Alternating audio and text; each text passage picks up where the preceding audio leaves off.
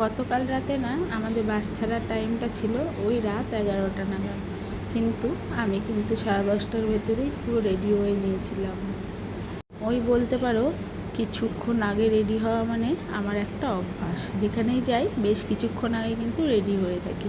এদিকে দেখো ছেলেকে নিয়ে যাচ্ছি বলে বেশ কিছুক্ষণ আগে বাসে চাপিয়ে দিয়েছিলাম, তবে বাসে তুলতে ওকে অনেকটাই কষ্ট হয়েছিল। যাই হোক, বাসে কিন্তু এখনও সবাই এসে পৌঁছায়নি, আমরা কিন্তু আগেই চলে এসেছি। তো বাসের মধ্যে একটু গরম লাগছিল বলে একটু নিচে নেমে দাঁড়িয়েছিলাম। যেহেতু ছেলেকে আগে নিয়ে এসেছিলাম সেহেতু কিন্তু অনেকটা টাইম ছিল, তবে বাস কিন্তু 11টায় ছাড়েনি, ওই ধরো ছাড়তে ছাড়তে প্রায় 12টা হয়ে গেছিলো। পরের দিন সকালে তো পৌঁছে গেছিলাম, বাসি জামা কাপড় ছেড়ে একদম রেডি হয়ে গেছিলাম। এখন চলো দেখায় আমাদের হোটেলের রুমটা কেমন। দরজা খুলতেই দেখালাম আমার ছেলে কিন্তু এসে একদম রেস্ট নিতে শুরু করে দিয়েছে। আর এই পাশে যে দরজাটা, এদিকে দেখো একটা ব্যালকনি আছে, তবে হোটেলের রুমটা বেশ সুন্দর ছিল। ব্যালকনির দরজাটা খুললেই দুটো ফুল গাছ ছিল আর জামা কাপড় নাড়ার বেশ একটা সুন্দর জায়গা ছিল। তবে ব্যালকনিটা খুব ভালো লাগে, ওয়েদারটা কিন্তু খুব ভালো ছিল। ব্যালকনিটা দেখতেই পাচ্ছ, ওপর থেকে নিচ পর্যন্ত পুরোটাই দেখা যাচ্ছে। আর ভেতরে কিন্তু একটা ড্রেসিং টেবিল, একটা আলমারি, টিভি সবই কিন্তু ছিল। আর এটা পায়খানা বাথরুম। যাই হোক, এখন কিন্তু আমরা একটু রেস্ট নেব, নিয়ে তারপরে কিন্তু বেরোবো। আসলে ছেলে ঘরে থাকবে, আমরা কিন্তু একটু যাব মোহনার দিকে। কিন্তু পুরো রেডি হয়ে গেছি, বেরিয়েও পড়েছি। আমরা কিন্তু উঠেছিলাম ওল্ড দীঘাতে, সেখান থেকে কিন্তু না বেশ খানিকটা দূরে অটো করে চলে গেছিলাম সেই মোহনায়। কিন্তু জানো তো এত ভালো ছিল না, ওইখানটায় মাছের গন্ধ লাগছিল ঠিকই, কিন্তু জায়গাটা কিন্তু বেশ, লোকজনও ছিল প্রচুর পরিমাণে।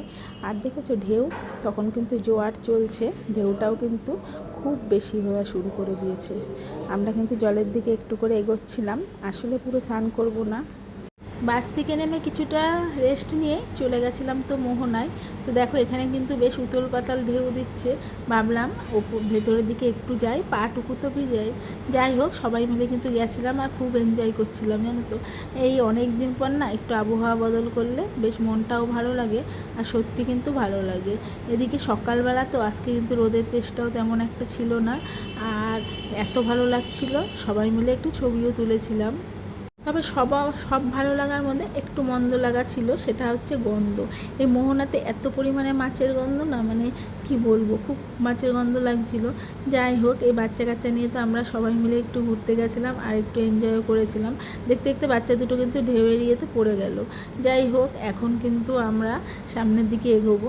আর এই সমুদ্রের জল দেখে না হোটেলে যেতেও ইচ্ছে করে না, যেহেতু সারা রাত বাসে ছিলাম, খিদেও কিন্তু পেয়ে গেছিলো, তাই ভাবলাম একটু হোটেলের দিকে যাই, আগে টিফিনটা করে আসি। এদিকে দেখো মাছ, এই যে অক্টোপাস, প্রচুর পরিমাণে ইলিশ মাছ ছিল, পমফ্লেট মাছও ছিল, চিংড়ি মাছ, কাঁকড়া এত পরিমাণে ছিল। আর ওই পাশে কিন্তু শুটকি মাছ ভরা ছিল। এখন ঘরে এসে দেখি ছেলে কিন্তু সেই নায়ক সেজে বসে রয়েছে।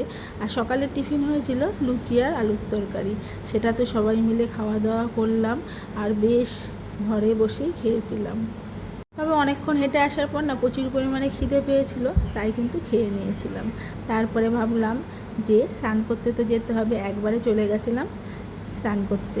যাই হোক, ওল্ড দীঘাতে তো উঠেছিলাম, সেখানে স্নান করলাম, আর তখন চলেছিল একদম জোয়ার। এত ভালো লাগছিলো স্নান করতে, কিন্তু জল দেখে প্রচুর ভয় পাই। বাড়িতে আসার পরে খাওয়া দাওয়া শুরু করলাম দুপুরবেলা। আজ হয়েছিল ডাল, সাথে ছিল গন্ধরাজ লেবু আর পাঁপড় ভাজা, ছিল মটন। ভিডিওটা আজ কিন্তু এখানেই শেষ করছি।